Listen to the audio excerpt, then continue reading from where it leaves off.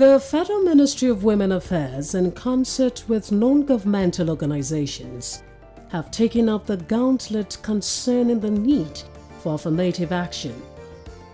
The current minister, Hajiya Zainab Maina, speaks on this. His Excellency, our President, has been very magnanimous.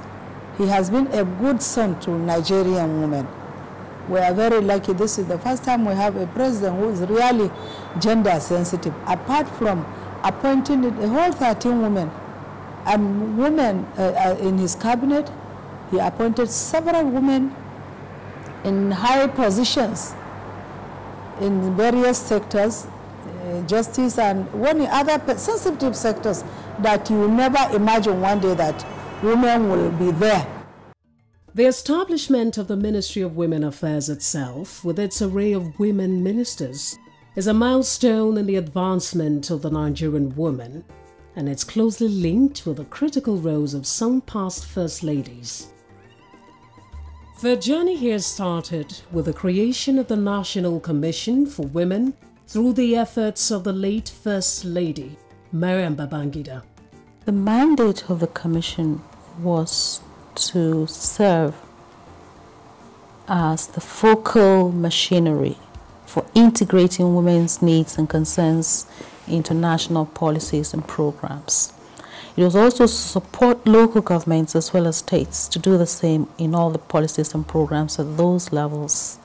So we supported states to establish Women Commission, all the 36 states, and the local governments had women development units.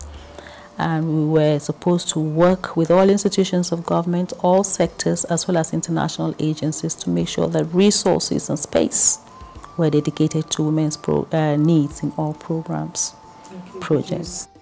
This ultimately led to the establishment of a full ministry for women spearheaded by former First Lady Mariam Abacha in 1995, the year of the Beijing 4th World Conference on Women, at which many Nigerian women NGO leaders participated and drew further inspiration for their programs.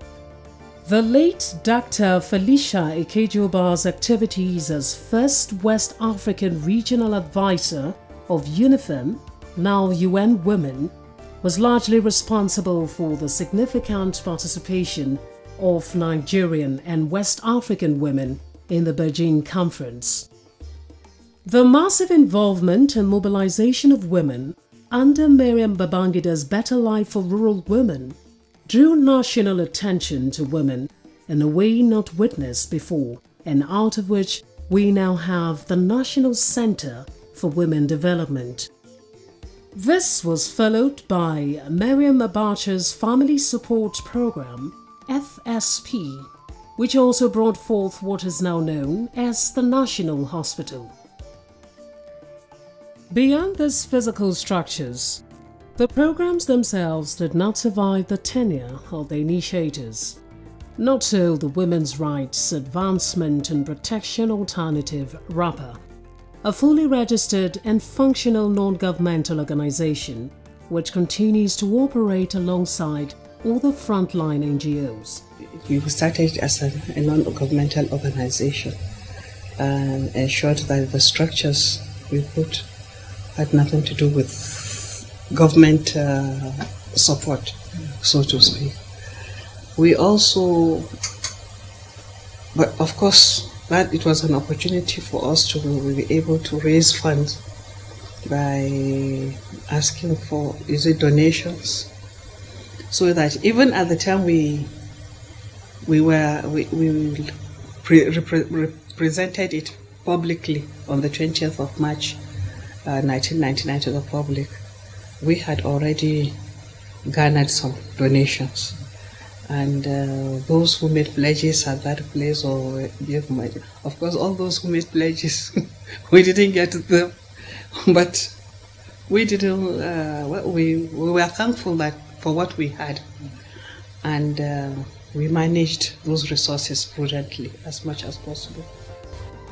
Her Excellency Dame Patience Jonathan has also initiated a non-governmental organization, the Women for Change Initiative, which enabled the First Lady to traverse the length and breadth of the country in the wake of the 2011 elections, campaigning for the increase in the number of elected women politicians and appointive posts for women.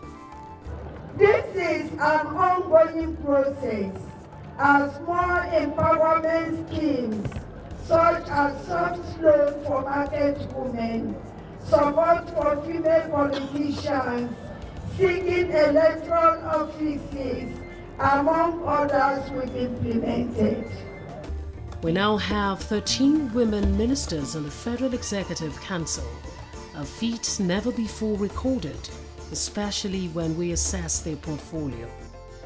Activities of non-governmental organizations set up for the cause of women came into prominence with the formation of the National Council for Women's Societies. Its first Secretary General, Professor Felicia Ogunṣeye, speaks on the achievements at inception. I think then we achieved equal status for equal pay for equal work. We achieved equal opportunities for education for women. In fact, in those days, we insisted that girl education should also be at the same level as boys' education. In fact, it was as a result of some of our pressures that many of the boys' schools were already open to girls. Others with professional focus, such as the Federation of Women Lawyers (FIDA) and the Nigerian Association of Media Women, were the late frontline radio broadcaster of international acclaim, Eno Iruku, as founding president soon followed. Women in Nigeria Win, Nigerian Association of Women Journalists (NAWOJ), the West African Media Network WAMNET, and a vast number of energetic and focused NGOs and CBOs came on the Nigerian scene to give voice to women concerns and call the Nigerian community and governments to account on the rights and well-being of women and girls.